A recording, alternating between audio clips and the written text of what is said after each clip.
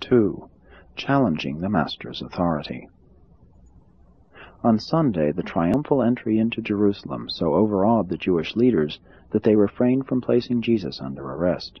Today, this spectacular cleansing of the temple likewise effectively postponed the Master's apprehension. Day by day, the rulers of the Jews were becoming more and more determined to destroy him, but they were distraught by two fears, which conspired to delay the hour of striking. The chief priests and the scribes were unwilling to arrest Jesus in public, for fear the multitude might turn upon them in a fury of resentment. They also dreaded the possibility of the Roman guards being called upon to quell a popular uprising. At the noon session of the Sanhedrin, it was unanimously agreed that Jesus must be speedily destroyed, inasmuch as no friend of the Master attended this meeting. But they could not agree as to when and how he should be taken into custody. Finally, they agreed upon appointing 5 groups to go out among the people and seek to entangle him in his teaching, or otherwise to discredit him in the sight of those who listened to his instruction. Accordingly, about 2 o'clock, when Jesus had just begun his discourse on the liberty of sonship, a group of these elders of Israel made their way up near Jesus and, interrupting him in the customary manner, asked this question: "By what authority do you do these things? Who gave you this authority?" It was altogether proper that the temple rulers and the officers of the Jewish Sanhedrin should ask this question of anyone who presumed to teach and perform in the extraordinary manner which had been characteristic of Jesus, especially as concerned his recent conduct in clearing the temple of all commerce. These traders and money changers all operated by direct license from the highest rulers, and a percentage of their gains was supposed to go directly into the temple treasury. Do not forget that authority was the watchword of all Jewry.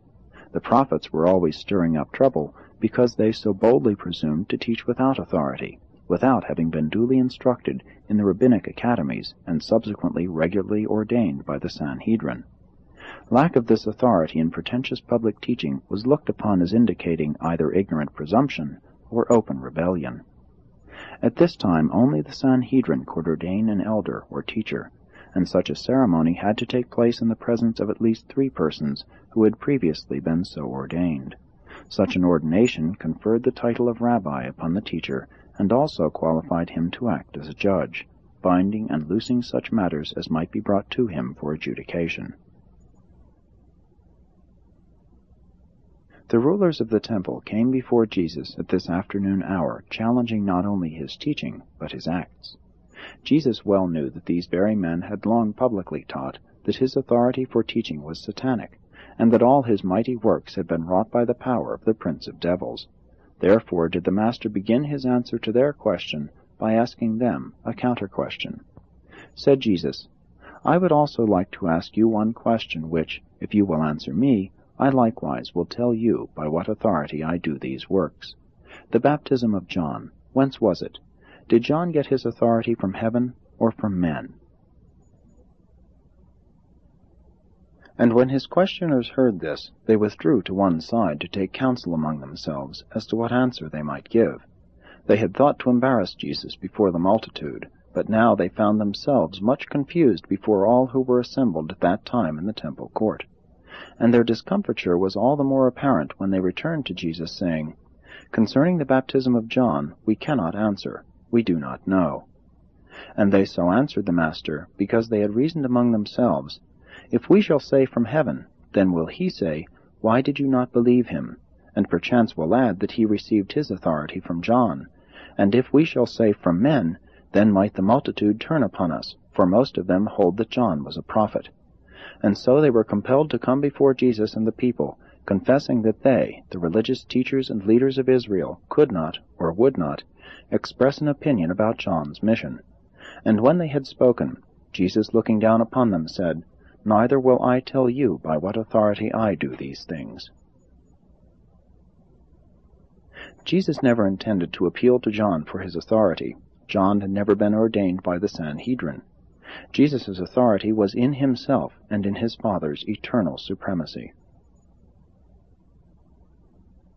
In employing this method of dealing with his adversaries, Jesus did not mean to dodge the question. At first it may seem that he was guilty of a masterly evasion, but it was not so. Jesus was never disposed to take unfair advantage of even his enemies. In this apparent evasion, he really supplied all his hearers with the answer to the Pharisees' question as to the authority behind his mission. They had asserted that he performed by authority of the prince of devils.